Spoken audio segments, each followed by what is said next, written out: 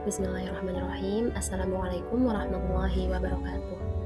Alhamdulillahirrahmanirrahim. Puji dan syukur mari kita panjatkan atas kehadirat Allah Subhanahu wa Ta'ala yang telah memberikan nikmatnya kepada kita semua. Tak lupa salawat serta salam semoga tercurah limpahkan kepada junjungan kita Nabi akhir zaman, Nabi Muhammad Sallallahu Alaihi Wasallam. Alhamdulillahirrahmanirrahim. Pada kesempatan kali ini saya Afifah Dwi Setiawati dengan NIM 11202300003 dari Prodi Hukum Ekonomi Syariah Sekolah Tinggi Agama Islam Darut Tauhid Bandung, insyaallah akan membawakan atau menjelaskan sebuah topik mengenai keperdataan, khususnya mata kuliah hukum perikatan, yaitu mengenai macam-macam perikatan dalam buku 3 KUH Perdata. Baik, sebelum masuk ke pembahasan dari masing-masing perikatan yang ada di sini, perlu kita bangun dulu fondasi atau dasar hukumnya.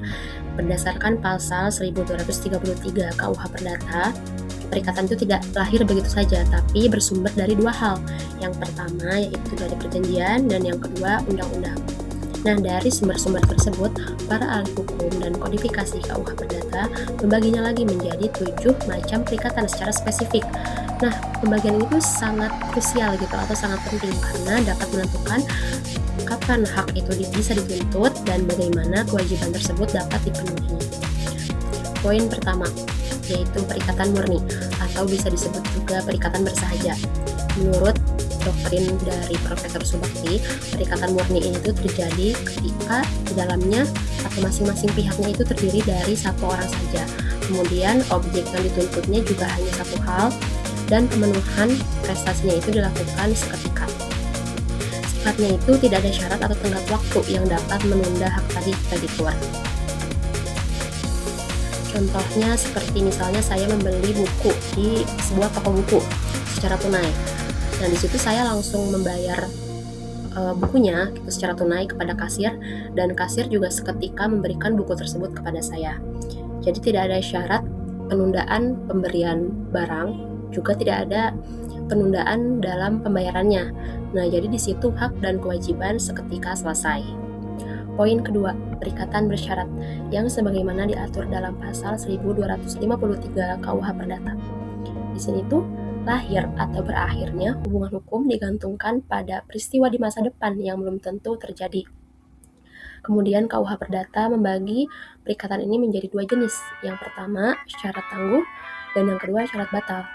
Syarat tangguh di sini itu berarti perikatan baru lahir jika peristiwa itu terjadi. Contohnya seperti ada seorang pengusaha berjanji kepada seorang peternak untuk membeli hewannya gitu, hewan ternaknya, dengan ucapan seperti ini, saya akan membeli 100 ekor sapi milikmu jika bulan depan bisnismu berhasil mendapatkan sertifikat halal resmi. Nah, di sini kewajiban membeli baru lahir kalau sertifikatnya sudah terbit. Kalau tidak terbit, itu berarti perikatan dianggap tidak pernah ada. Kemudian yang kedua, syarat batal. Ini berarti perikatan itu sudah jalan atau sudah berlangsung, tetapi langsung berhenti seketika jika peristiwanya terjadi. Berhenti di sini tuh berarti berakhir atau batal. Contohnya seperti sebuah perusahaan yang menyewakan rumah dinas kepada karyawannya dengan klausul sewa rumah ini berlaku, tetapi kontrak sewa langsung batal seketika jika karyawan tersebut mengundurkan diri. Nah, jadi bisa dibilang perikatan bersyarat ini tuh berlainan atau berlawanan dengan perikatan murni. Selanjutnya, poin yang ketiga yaitu perikatan dengan ketetapan waktu. Nah, perlu dicatat juga ya sebelumnya bahwa perikatan ini tuh sering tertukar dengan perikatan bersyarat. Nah, bedanya apa sih? Kalau perikatan yang di sini itu ketetapan waktu berarti didasarkan pada peristiwa yang akan terjadi di masa depan atau sudah ditetapkan waktunya. Nah, perikatan ini tuh didasarkan pada pasal 1268 KUH Perdata, yang berarti ketetapan waktu itu tidak menangguhkan lahirnya perjanjian, tetapi hanya menangguhkan waktu pelaksanaannya. Contohnya seperti misalnya ada perjanjian sewa menyewa ruko. Nah, kedua pihak tuh menandatangani hari ini misalnya 30 Mei 2026. Nah, di dalam kontraknya tuh tertulis bahwa penyewa baru boleh menempati ruko dan wajib membayar uang sewa mulai tanggal 30 Juni 2026. Nah, tanggal 30 Juni tersebut itu merupakan sebuah kepastian gitu, bahwa perjanjiannya itu sudah sah hari ini, tetapi pelaksanaannya itu baru di 1 bulan setelahnya gitu. Jadi ditunda pelaksanaannya ketika sudah di tanggal 30 Juni, mulai dari penempatan rukonya juga pembayaran uang sewanya. Seperti itu. Masuk poin yang keempat, yaitu perikatan alternatif yang ada di pasal 1272 KUH Perdata.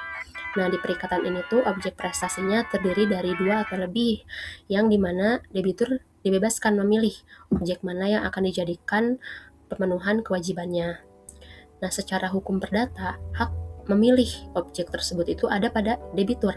Tetapi jika dalam kontrak itu disepakati bahwa kreditur juga berhak memilih, maka itu bisa dilakukan. Namun ada larangan gitu, bahwa debitur tidak boleh memaksa memberikan setengah objek A dan setengah objek B kepada si kreditur. Jadi memilih di sini tuh ya satu objek gitu, dan penyerahannya juga satu objek, tidak bisa setengah-setengah gitu.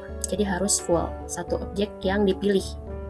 Contohnya itu seperti dalam kontrak utang piutang, si A meminjam kepada B 50 juta, dan dalam klausul itu disepakati bahwa si A boleh melunasi utangnya itu dengan mengembalikan uang sejumlah 50 juta atau menyerahkan sepeda motor sport miliknya. Nah, jika di kemudian hari si A ini menyerahkan motor sportnya secara utuh, maka secara hukum utangnya itu lunas. Tanggung-menanggung atau biasa disebut juga perikatan tanggung renteng. Nah, perikatan ini tuh melibatkan banyak orang sekaligus, baik itu dalam pihak kreditur atau debitur. Nah, dibedakan menjadi 2, yaitu tanggung menanggung aktif dan tanggung menanggung pasif. Nah, kalau perikatan tanggung menanggung aktif ini tuh berarti pihak krediturnya tuh terdiri dari beberapa orang, sedangkan debiturnya itu hanya 1 orang atau tunggal. Nah, untuk yang pasif kebalikannya, yang terdiri dari beberapa orang itu yaitu dari debiturnya atau yang berhutangnya, sedangkan krediturnya hanya terdiri dari 1 orang. Nah, contohnya seperti misalnya ada sebuah kelompok gitu ya, sebuah kelompok mahasiswa terdiri dari 3 orang. Nah, meminjam modal usaha sebesar 30 juta ke bank dengan sistem tanggung-menanggung. Kemudian saat jatuh tempo, bank berhak menagih ke salah satu pihak saja atau ke salah satu orang saja, misalnya kepada si A. Nah, nanti si A wajib membayar 30 juta ke bank. Kemudian setelah lunas, nah di sini tuh ada yang namanya hak regres, yaitu si A itu berhak menagih secara pribadi kepada B dan C masing-masing 10 juta gitu, untuk ya mengembalikan gitu atau mengganti kewajiban yang telah dibayarkan oleh si A kepada bank. Ya, poin yang keenam, yaitu perikatan yang dapat dibagi dan tak dapat dibagi. Jadi perikatan ini tuh dilihat atau diukur dari objek prestasinya. Apakah harus diserahkan secara utuh langsung demi menjaga nilai objeknya, atau bisa diserahkan secara bagian demi bagian. Jadi dilihat dari maksud perikatannya juga. Nah, contoh yang dapat dibagi itu misalnya seperti beras gitu ya, uang tunai. Nah, itu bisa diberikan secara bertahap karena tidak akan mengurangi nilai dari objek tersebut. Kemudian jika tidak dapat dibagi itu ketika misalnya sebuah perikatan yang harus menyerahkan seekor hewan gitu. Nah, seekor hewan ini tidak bisa diberikan secara berbagian gitu, karena akan mengurangi nilai dari objek tersebut. Masuk ke poin yang terakhir, yaitu perikatan dengan ancaman hukuman yang didasarkan pada pasal 1304 KUH Perdata. Nah, perikatan ini tuh adalah klausul sanksi atau denda yang dicantumkan dalam sebuah kontrak untuk mengantisipasi jikalau debitur melakukan wan prestasi. Nah, ada 2 fungsi utama, yaitu sebagai preventif atau pencegahan gitu ya, sebagai pencegahan psikologis agar debitur itu menepati kewajibannya. Kemudian fungsi yang kedua sebagai simplifikasi atau menghindari perdebatan ketika adanya kerugian, dan juga mempermudah pembuktian ganti rugi gitu ya ketika nanti ada sengketa. Contohnya seperti misalnya ada kontrak pembangunan antara pemilik tanah dengan kontraktor. Nah, tertulis di klausulnya yaitu pembangunan rumah harus selesai dalam waktu 6 bulan. Jika terlambat, maka kontraktor wajib membayar denda sebesar 1 juta untuk setiap hari keterlambatannya. Nah, denda 1 juta per hari inilah yang disebut sebagai ancaman hukuman. Jadi ada klausul denda gitu yang dicantumkan dalam kontrak perjanjian tersebut. Baik, sebagai kesimpulannya yaitu buku 3 KUH Perdata secara sistematis membagi perikatan ke dalam 7 macam yang berguna untuk mengakomodasi dinamika kebutuhan hukum dan memberikan kebebasan berkontrak yang berkepastian. Nah, klasifikasi perikatan menentukan kapan suatu prestasi dapat dituntut serta bagaimana subjek hukum harus memenuhinya. Instrumen seperti perikatan tanggung-menanggung dan perikatan dengan ancaman hukuman juga berfungsi sebagai jaminan perlindungan bagi kreditur dari resikoan prestasi sekaligus memberikan kejelasan batasan tanggung jawab bagi debitur. Alhamdulillahirrabbilalamin, demikian presentasi yang dapat saya sampaikan. Semoga dapat bermanfaat bagi teman-teman semua. Terima kasih yang sudah menonton dan menyimak sampai akhir video ini.